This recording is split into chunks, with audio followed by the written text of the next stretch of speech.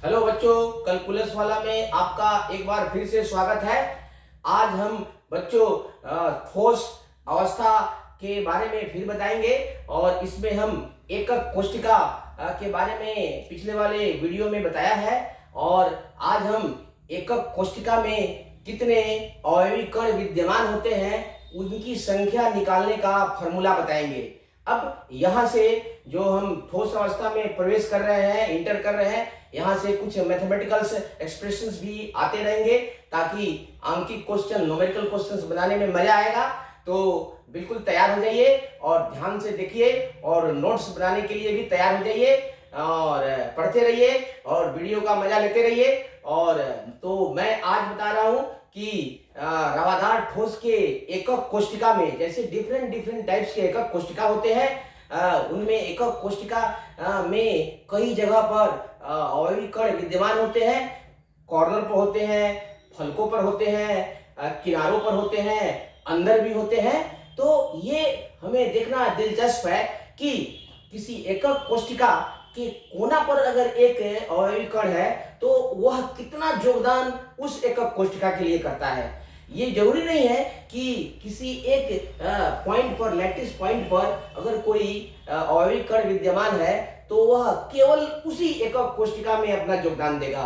वो बगल वाले के पास भी दे सकता है तो उसका योगदान बढ़ जाता है। तो इस तरह से हम देखते हैं कि अलग अलग स्थानों पर जो अवयवी कण विद्यमान होते हैं तो उनका कितना भाग उस पार्टिकुलर एकक कोष्ठिका के लिए उपलब्ध होता है।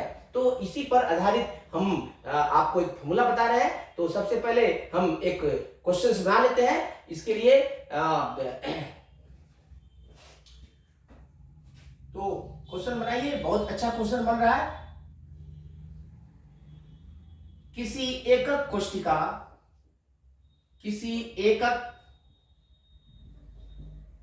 कोष्ठिका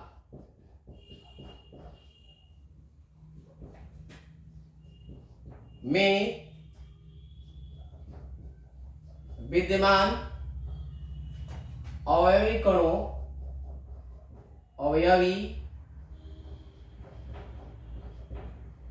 कणों की संख्या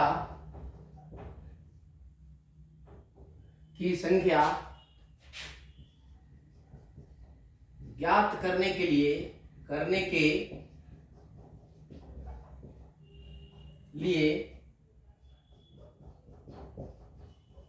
गणितीय व्यंजक प्राप्त करें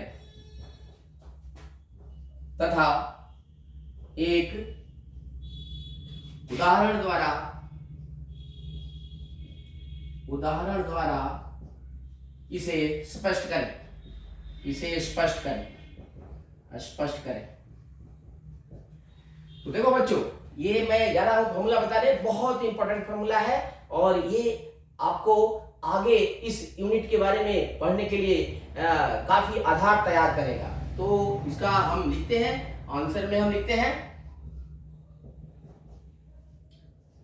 तो लिखते हैं कि एकक कोष्ठिका में विभिन्न स्थानों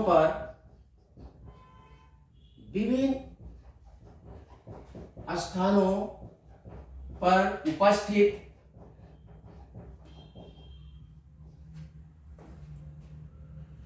अवयवी कणों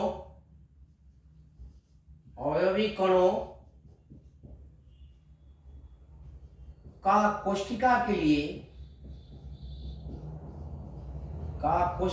के लिए अलग अलग योगदान होता है। अलग योगदान होता है जिसके आधार पर हम एकक कोष्ठिका में एकक कोशिका में उपस्थित कणों की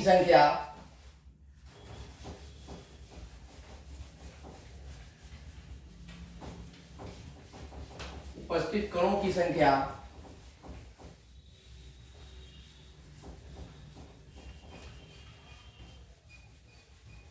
आसानी से ज्ञात करते हैं।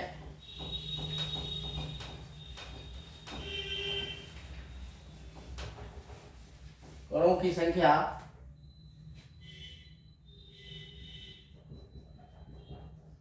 आसानी से ज्ञात करते हैं। इसके लिए हम निम्न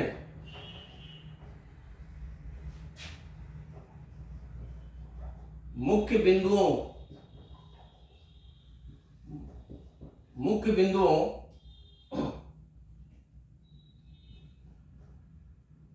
का इसके लिए हम निम्न मुख्य बिंदुओं का सहारा लेते हैं।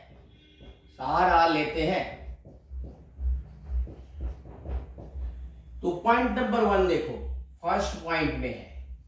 तो जब कोई परमाणु, अणु या आयन जो अवयवी कण का ही एक प्रकार है किसी एकक कोशिका के कोना पर विद्यमान है, तो उस एकक कोशिका में उसका सिर्फ 1/8 1/8 भाग ही योगदान समझा जाएगा। कि इसका मतलब होता है उसका 1/8 भाग ही उस कोशिका के अंदर माना जाएगा और बाकी भाग बाहर माना जाएगा। तो इसी तरह यदि 8 कोने हैं तो 8 कोनों पर अगर एक एक अवयवी कण विद्यमान है तो सभी का मिलके योगदान हुआ 8 into 1/8, मतलब जितना नंबर है NC। अगर कॉर्नर पर परमाणुओं की संख्या NC है तो वो सभी कोनों पर उपस्थित कणों का योगदान उस एकक कोशिका में NC/8 होगा। क्योंकि एक का योगदान 1/8 है तो NC नंबर का योगदान NC गुने, ये जस्ट लाइक वैसे ही है। यदि एक कलम का दाम अगर 1/8 रुपए है तो 10 कलम का दाम कितना होगा? 10 गुने उतना। बिल्कुल सिंपल है, तो वही लिखे जा रहा है। ठीक है।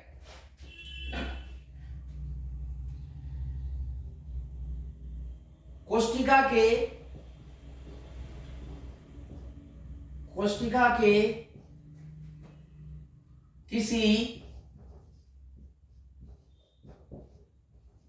कोने पर, कोने यानी मीन्स कॉर्नर पर स्थित कण का केवल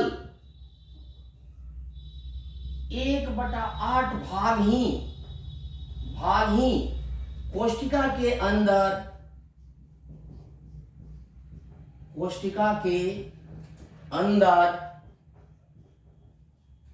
माना जाता है।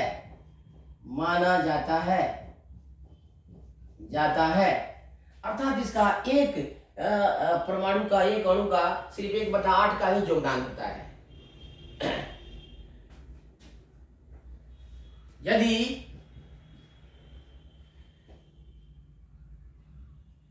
यदि किसी कोशिका में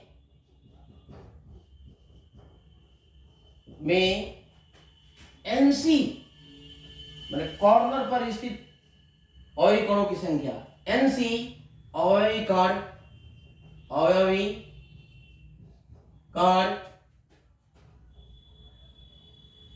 कोनों पर विद्यमान हो, कोनों पर स्थित हो तो सभी कणों का कोशिका के लिए कोशिका के लिए कुल योगदान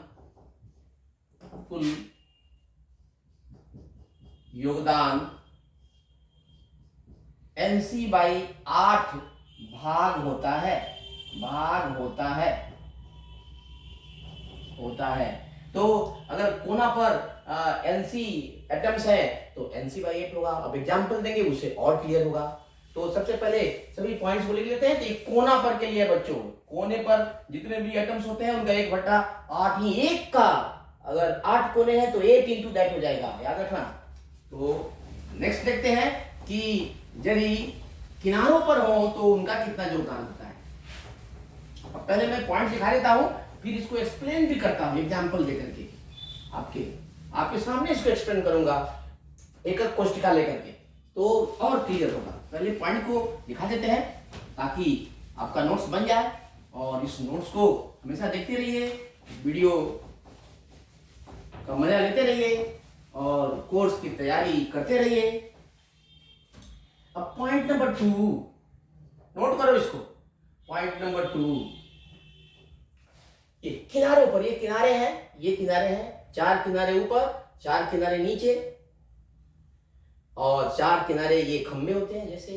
तो 12 किनारे होते हैं किसी घनी एकक कोशिका में।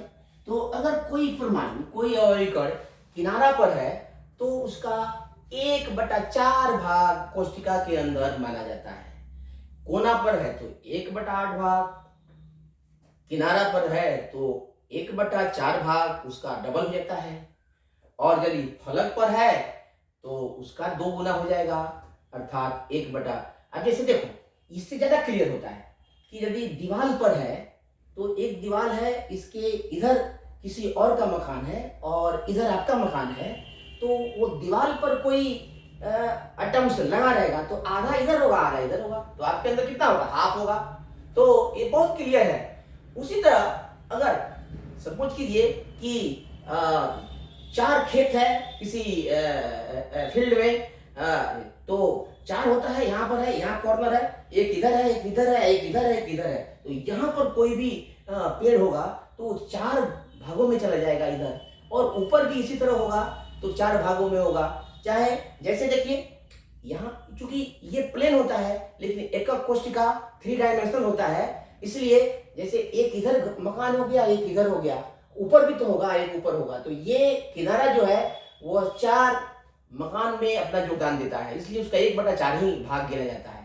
तो कोना पर परमाणु का 1/8 भाग, किनारे पर परमाणु का 1/4 भाग, और फलक पर परमाणु का 1/2 भाग, और यदि अंदर है तो पूरा भाग, मतलब डबल होते जाता है। कोना पर 1/8, किनारा पर उसको 2 से गुना कर दो तो 1/4, और फलक पर उसका 2 गुना होता है तो 1/4 का 2 गुना 1/2, और अंदर यदि होता है तो उसका 2 गुना, आधा का 2 गुना पूरा होता है। तो इस तरह से हम किसी भी जगह पर जो स्थित है किसी एकक कोशिका में कोई परमाणु, तो उसका योगदान दिया हुआ भाग निकाल सकते हैं। कोशिका के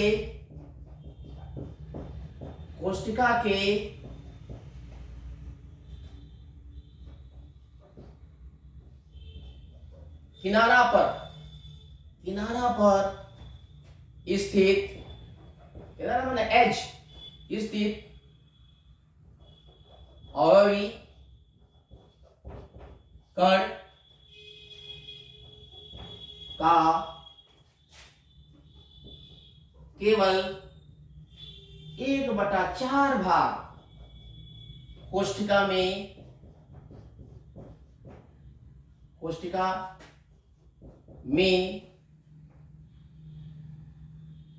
शामिल माना जाता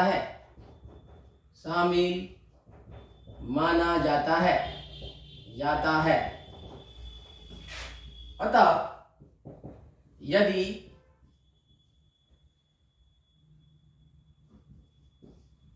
किसी कोशिका या यूनिट सेल के एन ई एजेज पर जो एन नंबर है और ये एजेज की संख्या है। एन ई किनारों पर कण विद्यमान हो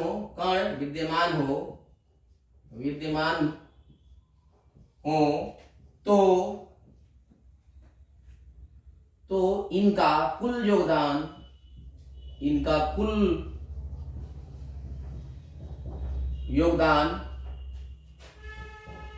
Ne/4 कोशिका के लिए Ne/4 माना जाता है या लिया जाता है, माना जाता है। तो ये पॉइंट याद करने वाला है और रिमेंबर करने वाला है। फिर नेक्स्ट देखते हैं थर्ड में, और फिर फॉर्मूला लिख देते हैं और एक एग्जांपल दे देंगे, क्लियर हो जाएगा, कभी नहीं भूलोगे। और बहुत लाउड एंड क्लियर है ये।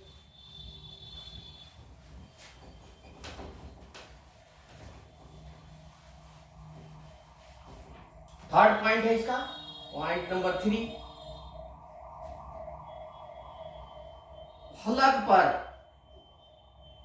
फलक मतलब फेस, दीवार, फलक पर स्थित कण का योगदान केवल 1/2 भाग होता है यदि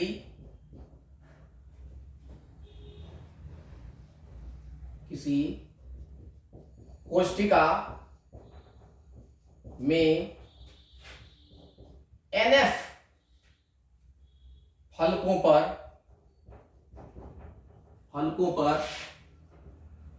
एक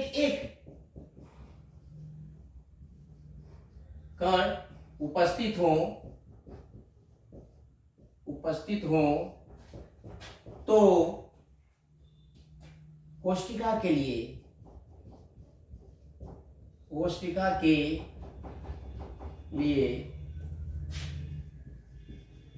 इनका कुल योगदान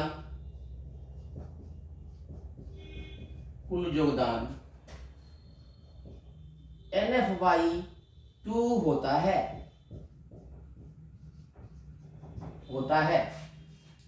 और एक लास्ट पॉइंट दिखा देते हैं। तो ये है इनका योगदान कि अगर फलक पर है, दीवार पर है तो आधा उधर होगा, आधा इधर होगा। अगर n दीवार है तो n से मल्टीप्लाई हो जाएगा। एक दीवार का होगा तो 1/2, और यदि सभी दीवारों पर हो तो दीवारों की संख्या इंटू 1/2। बहुत सिंपल है।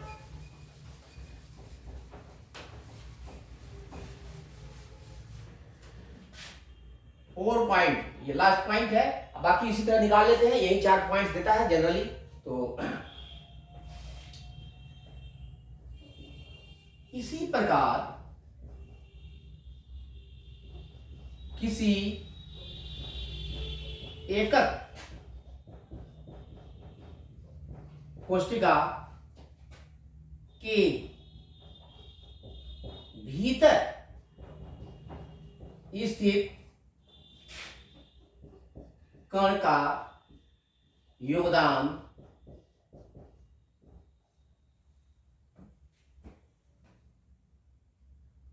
पूरा एक भाग होता है।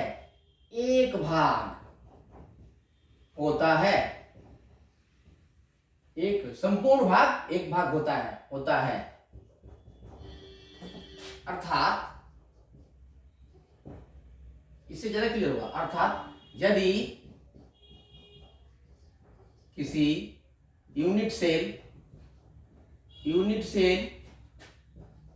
के भीतर, जैसे body centre unit cell BCC body के अंदर एक होता है, तो उसका पूरा भाग ये काउंट होता है उसमें।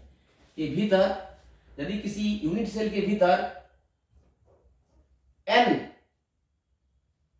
आई इनसाइड, एन आई या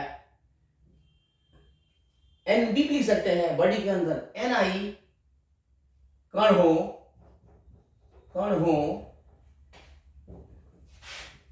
तो कोशिका के भीतर कोष्टिका के भीतर कुल योगदान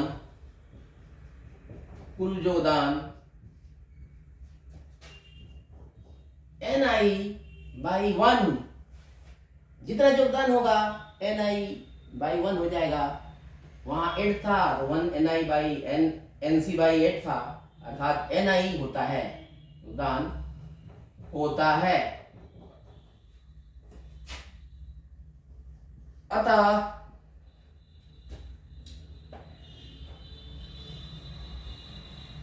यदि किसी कोष्टिका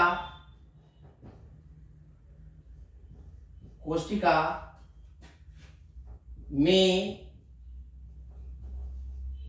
सभी Nc कोनों सभी N किनारों, ये संख्या है किनारों का, सभी Nf फलकों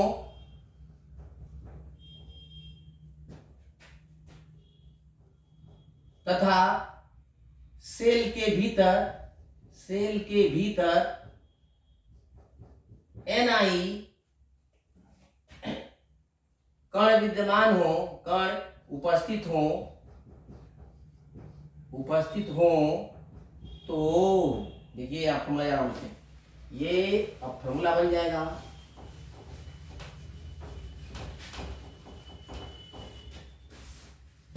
देख लो, बहुत इजी है, पेपर से मिटाते हैं, बहुत आसानी से मिल जाता है।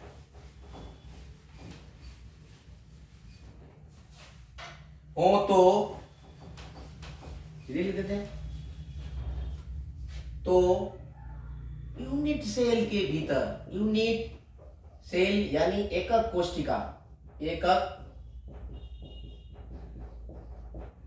कोशिका के भीतर स्थित अवयवी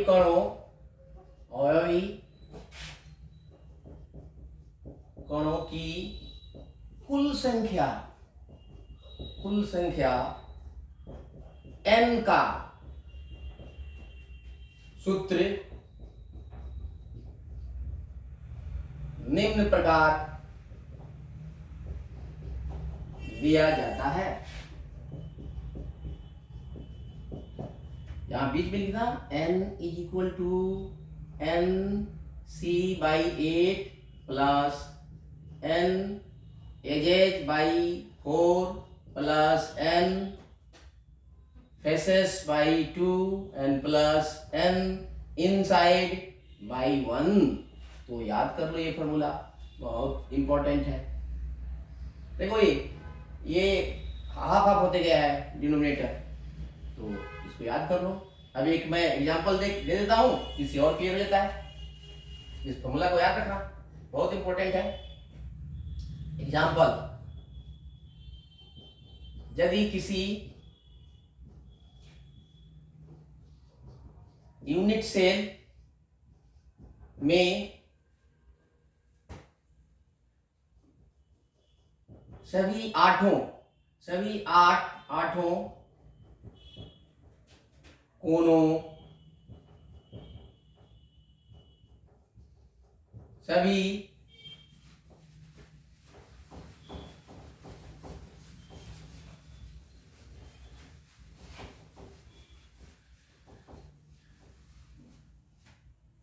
सभी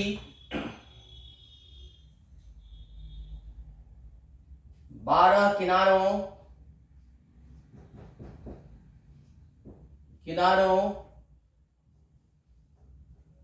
एवं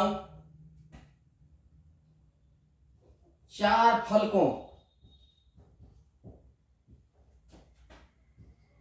पर एक एक कण उपस्थित हो, एक एक कण उपस्थित हो, एक एक कण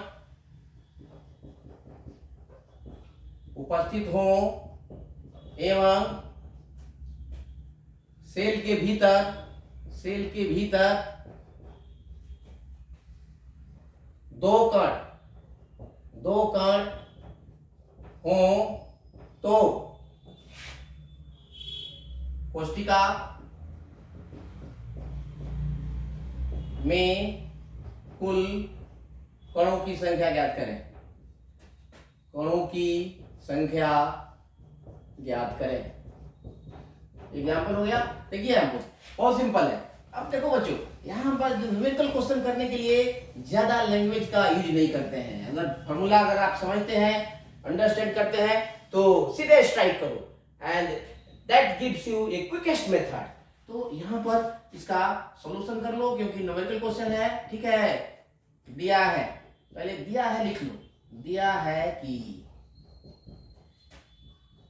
n कॉर्नर 8 पर है, n एजेज सभी 12 पर है, दिया हुआ है।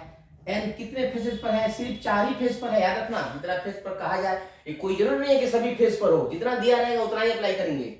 और अंदर है 2 ni, 2 कण है, तो ये है 2 और आपको निकालना है n is equal to what. Therefore अभी फॉर्मूला बताया है, इसलिए फॉर्मूला आप लिख देते हैं और सीधे यहाँ वैल्यू आ जाता है। बहुत सिंपल है। इसी तरह ये क्वेश्चंस पूछते हैं। याद है? Therefore n is equal to nc by 8 plus ne by 4 plus nf by 2 plus ni by 1। तो ये हो जाएगा 8 by 8। ये कितना था? ये एजेस तो 12 थे और इसमें सिर्फ 4 ही पर था, 4 by 2, और यहाँ 2 है, 2 by 1। बहुत सिंपल है, ये कट जाएगा 1 3 2 और ये तो 2 है। So this is equal to 1 plus 3 plus 2 plus 1 plus 2 n is equal to therefore n is equal to 4 and 4 8। सो यहाँ 8, देखो यहाँ परमाणु कितने थे? 8 कोनों पर एक एक थे, सभी किनारों पर भी एक एक थे, मतलब उससे जुड़े हुए तो बहुत सारे थे, लेकिन उनमें सिर्फ हम 8 का ही योगदान मानेंगे। 8 ही पूरा योगदान दे रहे थे कंप्लीटली, बाकी सब अगल बगल योगदान दे रहे थे। तो इस तरह से हम इसका आंसर निकाल सकते हैं। तो ठीक है बच्चों, तो आशा है कि आप किसी एकक कोशिका में कणों की संख्या निकालने का फॉर्मूला आप जान गए होंगे। और तब तक के लिए ये मैं वीडियो यही खत्म करता हूँ और गुड नाइट।